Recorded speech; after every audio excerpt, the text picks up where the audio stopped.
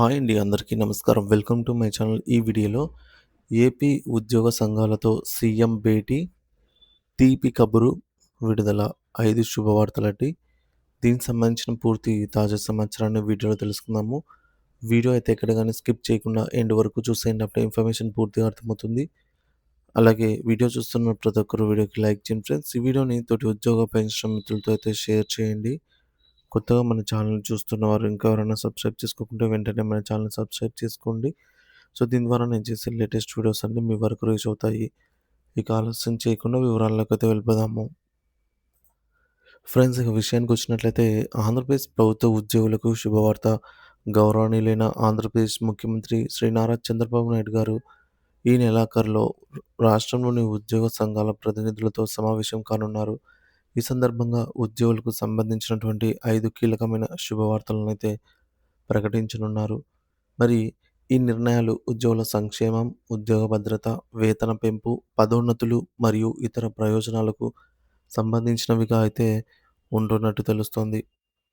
మరి రాష్ట్ర ఉద్యోగుల జీవితాలను మరింత మెరుగుపరిచేలాగా ఈ యొక్క పలు నిర్ణయాలు తీసుకోవడం గౌరవ ముఖ్యమంత్రి గారి ముఖ్య ఉద్దేశంగా అయితే ఉంది.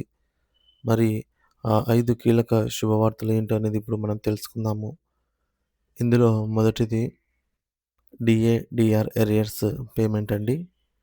సో, డియర్‌నెస్ అలవెన్స్ సంబంధించి ముఖ్యంగా మనం చూసుకున్నట్లయితే 2018 జూలై నుండి 2023 జూలై వరకు మొత్తం 212 నెలలకు సంబంధించినటువంటి డీఏ, డీఆర్ ఎరియర్స్ అయితే పెండింగ్‌లో ఉన్నాయి. సో, ప్రభుత్వం ఈ నెలాఖరులో ఉద్యోగ సంఘాలతో చర్చించి వీటికి సంబంధించి విడతల వారీగా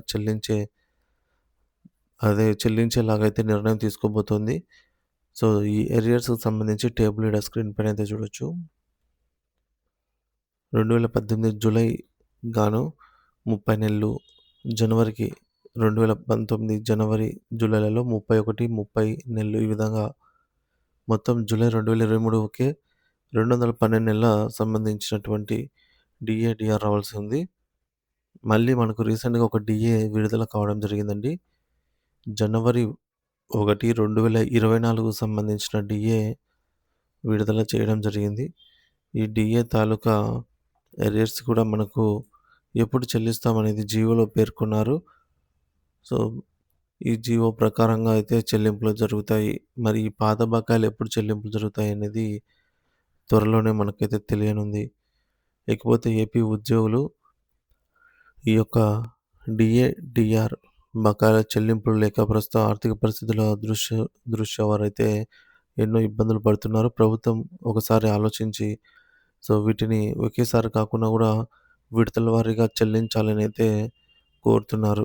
ప్రభుత్వం కూడా ఇందుకోసం ప్రతి నెల 4-5 వేల కోట్ల రూపాయలను కేటాయించే అవకాశం ఉన్నట్టుగా తెలుస్తోంది. ఇక వారి బేసిక్ పే ఆధారంగా ఎవరికి ఎంత డీఏ, డీఆర్ ఎరియర్ అమౌంట్ రావాల్సి ఉంది అనేది టేబుల్‌లో చూద్దాము. సో, ఈ టేబుల్‌లో చూపించిన అమౌంట్ కరెక్ట్‌గా అంటే ఇంచుమించు ఉంటుందండి. ఎందుకంటే మనకు కొన్ని డీఏలు పీఆర్సీలో విలీనం చేశారు. కొన్ని డీఏలను కొన్ని నెలలకు సంబంధించి కరోనా సాకుతో మాఫీ చేశారు కాబట్టి ఈ అమౌంట్ కొంచెం తక్కువగానే ఉండవచ్చు. సో, మొత్తం 19,000 బేసిక్ పే ఉన్నవారికి రూ. 1,46,000 రావాల్సి ఉండగా ఇంకా ప్రభుత్వం అయితే బకాయి పెట్టింది. అలాగే 20,000 ఉన్న వారికి 20,000 బేసిక్ పే వారికి 1,54,000 ఈ విధంగా స్క్రీన్ పైన అయితే చెక్ చేయండి ఫ్రెండ్స్. సో, ఈ విధంగా డీఏ, డీఆర్ బకాయిలు చెల్లింపులు చేయకుండా నిలిపివేస్తే పెరుగుతున్న ధరల దృష్ట్యా సగటు ఉద్యోగులు ఏ విధంగా ఈ బ్రతకాలి అనైతే అంటున్నారు. కాబట్టి ప్రభుత్వం త్వరగా వీటిపైన దృష్టి సారించేలాగా చర్యలు తీసుకోవాలి. ఈ బకాయిలను కూడా త్వరలోనే చెల్లించేలాగా అయితే ఆదేశాలు జారీ చేయాలని, ఉత్తర్వులు జారీ చేయాలని అయితే కోరుతున్నారు. సో, ప్రభుత్వం ఒకేసారి కాకుండా విడతల వారీగా ఉద్యోగ సంఘాలతో చర్చించి తుది షెడ్యూల్ ప్రకటించాల్సిన అవసరం ఎంతైనా ఉంది. 2024-25 సంవత్సరాల్లో కొత్తగా ప్రకటించాల్సిన ఇంకా 3 డీఏలు పెండింగ్‌లో ఉన్నాయి. ఏంటంటే జూలై 2024, జనవరి 2025, జూలై 2025. సో, వీటిని గూడా ఎన్నికల ప్రచారం సందర్భంగా ఇచ్చిన హామీ మేరకు అన్ని బకాయిలను 5 సంవత్సరాల్లోగా పూర్తిగా చెల్లించాలి. ఇంకా ఈ విధంగా చూసుకున్నట్లయితే 12 పీఆర్సీ సంబంధించిందండి. ఉద్యోగులకు, ఉపాధ్యాయులకు, పెన్షనర్లకు 12 పీఆర్సీ పై కదలిక. ఉద్యోగులకు గుడ్ న్యూస్. ఆంధ్రప్రదేశ్ ఉద్యోగులకు ప్రభుత్వం శుభవార్త. ఇచ్చిన హామీలు నెరవేర్చేందుకు కసరత్తు ప్రారంభించింది. ఈ నెలాఖరులోనే ఉద్యోగ సంఘాలతో ముఖ్యమంత్రి భేటీ కానున్నారు. చర్చించనున్నారు. ఈ మేరకు వారందరితో భేటీ. సో, 12వ పీఆర్సీకి సంబంధించి కమిషన్‌నయితే నియమించాల్సి ఉంది. సో, పీఆర్సీ వల్ల ఆర్థిక మరియు ఆర్థికేతర ఉపయోగాలైతే ఉంటాయి. ముఖ్యంగా డీఏ, డీఆర్ పెరుగుతాయి. అలాగే హెచ్ఆర్ఏ, ఫిట్‌మెంట్, అలాగే అడిషనల్ క్వాంటమ్ ఆఫ్ పెన్షన్ పునరుద్ధరణ ఇవన్నీ కూడా పీఆర్సీ ద్వారా సాధ్యమవుతాయి. మొత్తం మీద 12వ పీఆర్సీ అమలు జరిగినట్లయితే ఉద్యోగులకు, ఉపాధ్యాయులకు, పెన్షనర్లకు అందరికీ కూడా బెనిఫిట్ ఉంటుంది అనైతే ఖచ్చితంగా అర్థమవుతుంది. సో, పీఆర్సీ టేబుల్ అండి ఇది.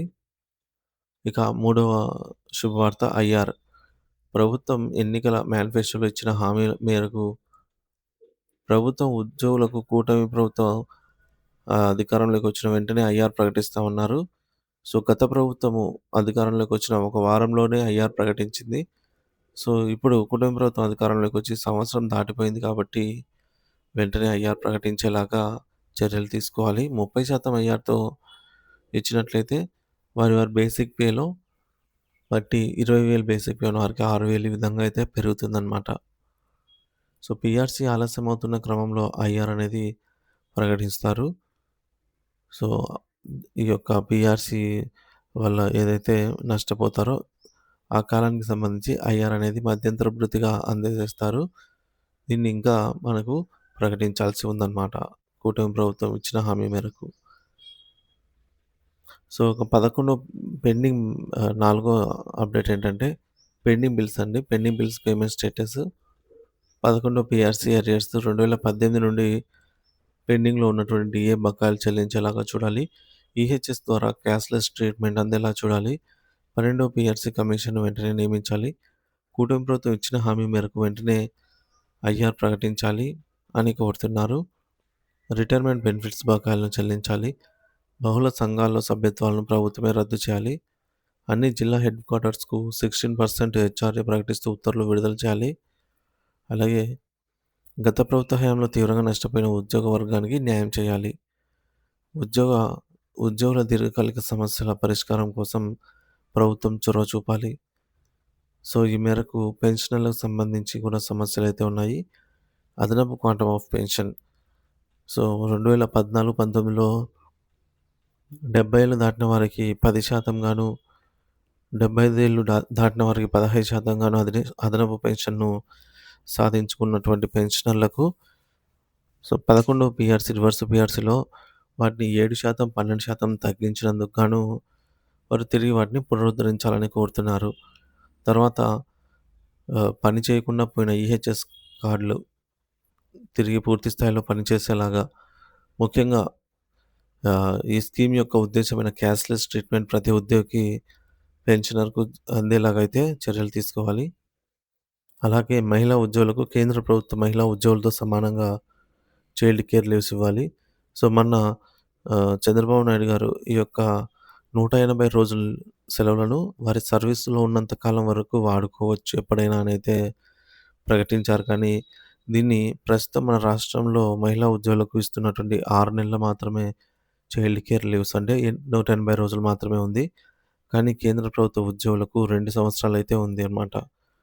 సో, కేంద్ర ప్రభుత్వ ఉద్యోగినులు అంటే మహిళా ఉద్యోగులకి ఏదైతే 2 సంవత్సరాలకు పెంచారో మన రాష్ట్రంలో కూడా పెంచాలనే డిమాండ్ ఉంది. ఇంగా ఐదోది ఖాళీల భర్తీ, కారుణ్య నియామకాలు, రెగ్యులరైజేషన్ ప్రక్రియ, కాంట్రాక్ట్ ఔట్‌సోర్సింగ్ ఉద్యోగుల సమస్యలు. సో, గతంలో కొంతమందిని మాత్రమే రెగ్యులరైజ్ చేశారు. ఒక 3,000 మందిని. ప్రధానంగా ఆర్థిక శాఖ మరియు మరికొన్ని శాఖల్లో. ఇక ఇప్పుడు మిగిలిన వారందరిని కూడా వెంటనే క్రమబద్ధీకరించాలి. ఈ విధంగా చర్యలైతే తీసుకోవాలి. అని జెప్పేసి ఉద్యోగ పెన్షనర్ల డిమాండ్ అయితే ఉంది. ఈ మేరకు సీఎం చంద్రబాబు గారు మరోసారి చర్చించి ఉద్యోగ సంఘాలతో ఈ నెలాఖరులోగా చర్చలు జరిపి వీటికి సంబంధించి శుభవార్త అయితే తెలియజేయనున్నారు ఫ్రెండ్స్.